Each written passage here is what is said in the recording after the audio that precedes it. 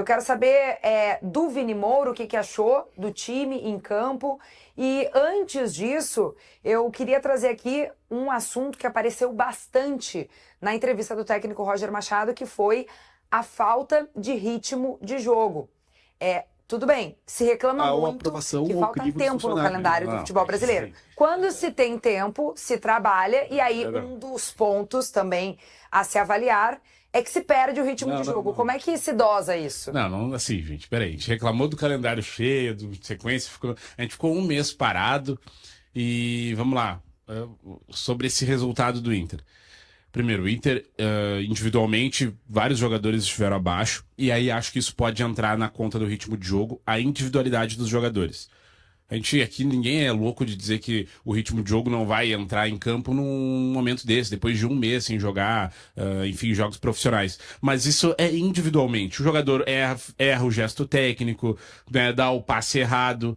Agora, o Inter contra o Vitória, o Inter não funcionou coletivamente. E pra mim, a regra é muito simples. Quando o time não funciona coletivamente, o erro tá no treinador e no trabalho que está sendo feito.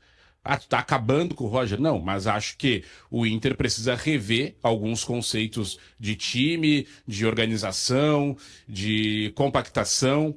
Acho que também entra o papel da direção. O Inter precisa contratar um primeiro volante. O Inter tá com muitas dificuldades. Tinha momentos no jogo, assim, e no estádio a gente consegue ter uma outra visão da partida, né? Que o Alan Patrick tava lá na posição dos volantes, pegando a bola. Como é que o teu meio armador vai estar tão longe da área assim, né? Não tem como funcionar. Isso foi um dos problemas e o Roger vai ter que ajeitar isso. Eu não concordo com ele que o ritmo de jogo foi determinante para que o Inter fizesse essa atuação. Acho que coletivamente não funcionou. O que ele pode fazer com isso? Tentar compactar mais o time, eu acho, e também, de repente, escolher outros jogadores, né? Rodar um pouco mais, dar oportunidade para outros atletas. Mas o principal problema do Inter esteve na Casa Mata nesse primeiro jogo aí de retorno, porque vale lembrar, né? O Vitória da Bahia, gente, não existe.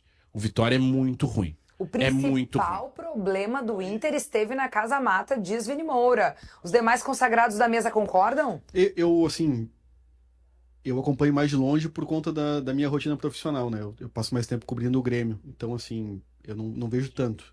Mas eu acho que o argumento do Roger tem um pouco mais de validade nesse caso pontual, porque são muitos jogadores que estão voltando, né? Me ajuda, Munari e Vini. O Carboneiro voltou de lesão, não tinha jogado nessa parada, né? O Carboneiro voltou, o Clayton Sampaio também voltou. Não. Mas isso foi uma opção, né? Foi opção. O Vitor na lateral. Esse quarto zagueiro jogou na lateral, que também não tinha jogado, né? O Vitor Gabriel, acho que teve lesão. No último jogo, em relação ao último jogo, o Alan Patrick estava suspenso, mas não tinha jogado o último jogo, né? Tinha jogado o Ronaldo, se eu não me engano, contra o Atlético Mineiro. Em relação ao último jogo antes da parada, teve bastante mudança. O Borré estava jogando antes da parada? O Borré estava lesionado e volta contra o Atlético Mineiro. Eu acho que nesse ponto, assim, o Roger talvez tenha mais razão por conta disso, assim, de ter muitos jogadores voltando. Mas eu também concordo com o Vini na questão de que é importante que o time que volta de uma parada mostre, pelo menos, assim, um ritmo mais acelerado, né? Me parece que o Inter jogou um pouco mais. Eu vi pouco do jogo do Inter também, tava com o meu filho. Marco, tem outra coisa, né? O Inter tava no Z4. Isso. Não é um time que tava numa situação, entrou em campo numa situação confortável na tabela. O Inter precisava vencer, e aí o ritmo do jogo parecia um pouco morno, e o tempo foi passando, o 0x0 foi se estendendo.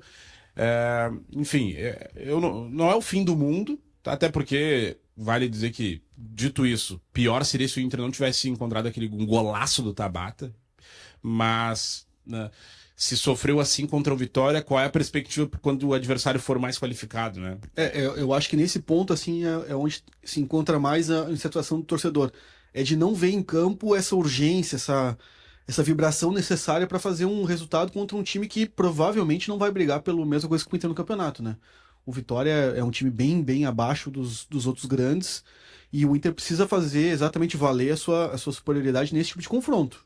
Porque não vai ser contra o Flamengo e Fluminense nas Copas que vai dar chance de se organizar. Então tem que aproveitar esses momentos pré-decisões, né, que o Inter tem nas Copas, para fazer o time e o torcedor vibrar junto. Então, se não conseguir fazer num jogo em casa, no Beira-Rio, voltando de uma parada, isso realmente acende um pouquinho o sinal de alerta também. O argumento da falta de ritmo, assim, claro que ele é válido depois de 30 dias sem jogar. Só que a questão é como tu fez a preparação, né? O Inter, por exemplo, deu uma folga maior, né, para os jogadores. Então, tu imaginava que tu iria ter esse problema. Outro, o Inter fez um amistoso contra o Brasil de Farroupilha. Repito, jogo treino, né?